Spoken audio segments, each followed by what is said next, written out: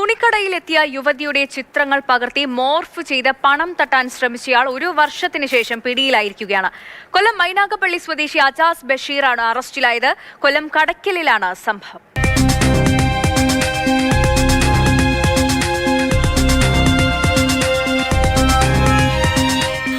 കടയ്ക്കലിലെ തുണിക്കടയിലെത്തിയതായിരുന്നു 20കാരിയായ യുവതി കടയിലെ വസ്ത്രങ്ങൾ ഇട്ട് പരിശോധിച്ചു.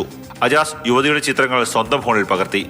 ഈ ചിത്രങ്ങൾ മോർഫ് ചെയ്ത് യുവതിയുടെ നഗ്നദൃശ്യങ്ങളും ചിത്രങ്ങളും നിർമ്മിച്ചു. ഈ ചിത്രങ്ങളുമായി യുവതിയുടെ വീട്ടിലെത്തിയ അജാസ് ഭീഷണിപ്പെടുത്തി.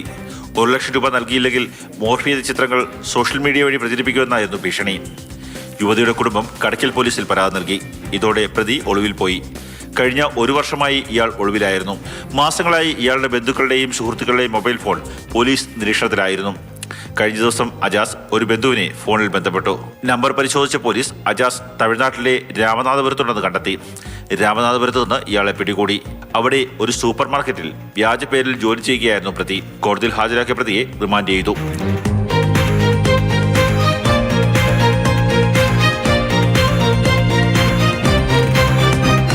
മാതൃഭൂമി ന്യൂസ്, കൊല്ലം.